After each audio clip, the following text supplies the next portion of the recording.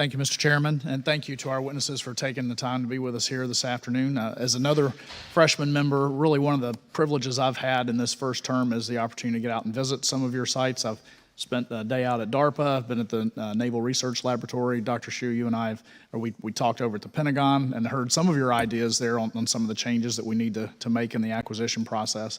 I walk away from each of those tours fascinated with the things that we have going on, but also frustrated when I hear the operators on the other end of the pipeline just exasperated at the time it takes to field these technologies and just we've highlighted some of these challenges here, but I want to dive into that a little bit more. Secretary Hsu, should the programming or planning, programming, budgeting, and execution resource allocation process be changed to encourage rapid innovation or agility in research? Absolutely. So I'm all for changes in the, I would say, the Cold War PPBE process that's there, right? And this is dialogue I had with Secretary Austin a year ago. He asked me the exact same question you asked, namely, Heidi, why is it I see all this innovation outside and I can't get it on the inside, the department? So one thing I said to him, sir, let's just say you see some really great prototype and you want to buy a particular product. Did you have the foresight 2 years ago to put it into your POM request? If you didn't, guess what? You have no authority. So that's the problem. So by the time you get the authority, put it into your POM, it's 2 to 3 years down the line, the product that you're buying is already obsolete, right? So this process absolutely has to change. There's plenty of innovation on the S&T side. It's the bottleneck getting it into the hands of the warfighter that the PPBE process has to change to reflect the agility that's utterly needed. So how do we go about doing that? Well, I hear there's a PPBE commission that's ongoing. So I do hope that they're looking at this very, very seriously and coming up with a great idea to compress the timeline. The other thing, you look at China, how are they able to accelerate so fast? They invest heavily in their S&T and R&D enterprise and test enterprise, right? They rapidly test things out and they field it and they go right on to the next idea, test it out and field it.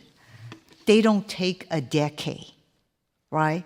So we absolutely must compress this timeline. I'm utterly passionate about it. This is why I want to leverage the radar activity that we have ongoing to be able to take the prototypes we need, test it out rapidly, and push it into rapid fielding.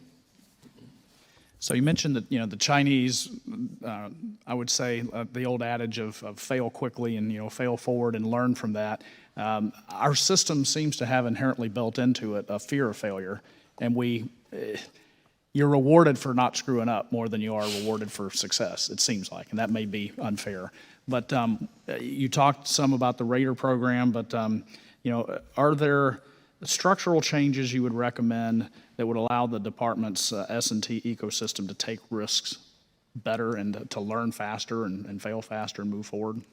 I think in the S&T area, we do test things out and failure is okay.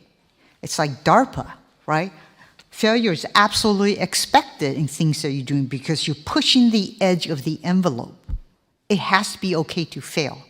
But once you get into a program of record, okay, you have the schedule that you have laid out, you have the unit costs that you've laid out, you have the development costs that's laid out, you have to predict what your maintenance and sustainment costing logistics is going to be, even though the system is not even designed yet. Everything is baked in very conservatively.